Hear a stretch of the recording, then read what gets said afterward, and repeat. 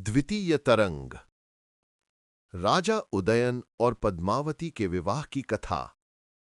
नारद मुनि के प्रस्थान करने पर योगंधरायण आदि मंत्री पूर्व निर्धारित राजा को रानी के साथ लवाणक ग्राम ले गए। राजा उदयन चारों ओर फैलते हुए सेना के शब्दों के साथ लवाणक पहुंचा। सेना की कलकल ध्वनि से वह स्थान मानो मंत्रियों की सफलता की घोषणा कर रहा था। सीमा पर सेना के साथ आए हुए उदयन का पता पाकर मगध का राजा आक्रमण के भय से कांप उठा। वत्सराज भी वहां रहते हुए शिकार के लिए प्रतिदिन गहरे वनों में घूमता था। मगध नरेश ने सद्भावना प्रदर्शन के लिए योगंधरायण के पास अपना दूत भेजा। उस चतुर मंत्री ने भी दूत का समुचित रूप से अभिनंदन किया। वासवदत्ता के जलने की कथा। एक दिन राजा उदयन के शिकार के लिए चले जाने पर योगंधरायण गोपालक, रूमणवान और वसंतक के साथ समिति करके एकांत में वासवदत्ता के समीप गया। भाई द्वारा पहले ही तैयार की गई रानी से उसने राज्य कार्य में सहायता के लिए भिन्न भिन्न प्रकार की बातें समझाई। वासवदत्ता ने उस अत्यंत विरह क्लेश देने वाली योजना को भी राजा के अभ्युदय के लिए स्वीकार कर लिया। पतिभक्त कुल रमणियां पति के लिए कौन सा कष्ट सहन नहीं करती। तब राजनीति कुशल योगंधरायण ने वेश बदलने का सामान देकर वासवदत्ता को ब्राह्मणी का रूप धारण कराया, वसंतक को काने ब्रह्मचारी शिष्य का रूप धारण कराया और स्वयं बूढ़े ब्राह्मण का रूप धारण किया। इस प्रकार कृत्रिम वेश से योगंधरायण उन दोनों को साथ लेकर धीरे धीरे मगध देश की ओर चला। उस रूप में घर से निकली हुई वासवदत्ता मन से पति की ओर और शरीर से मगध मार्ग की ओर चली। उन लोगों के चले जाने पर दूसरे मंत्री रूमणवान ने लावाणक के राजगृह में आग लगा दी और ये घोषणा कर दी कि वसंतक के साथ महारानी जल गईं। समूचे आग और क्रंदन की ध्वनि एक साथ ही उठी। आग धीरे धीरे दब गई, किंतु शोक की आवाज बंद न हुई।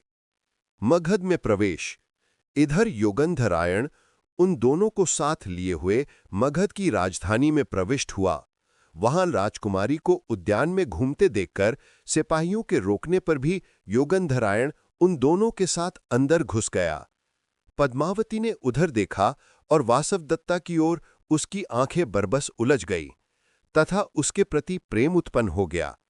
उसने सिपाहियों को मना करके उस ब्राह्मणी के रूप में स्थित राजकन्या को अपने समीप बुलाया और बूढ़े ब्राह्मण से पूछा कि हे ब्रह्मदेव, ये बालिका कौन है और यहां मेरे पास किस लिए आए हो?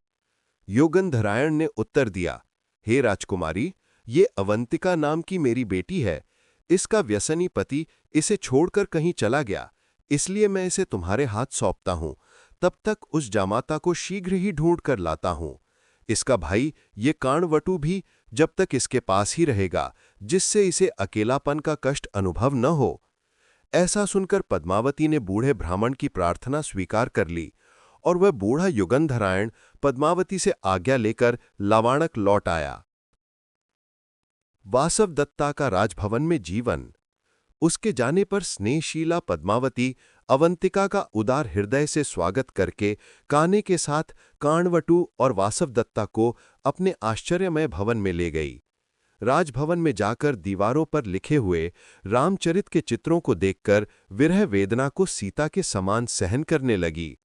स्वरूप से, सुकुमारता से, उठने बैठने, सोने आदि के सुंदर ढंग से, नीलकमल के समान शरीर की सुगंधि से उसे उच्च श्रेणी की महिला समझकर पद्मावती उसके साथ अपने ऐसे राजोचित व्यवहार करने लगी और मन में सोचती थी कि ये कोई छिपाई हुई रमणी है, जैसे विराट के राजभवन में द्रौपदी छिपी थी।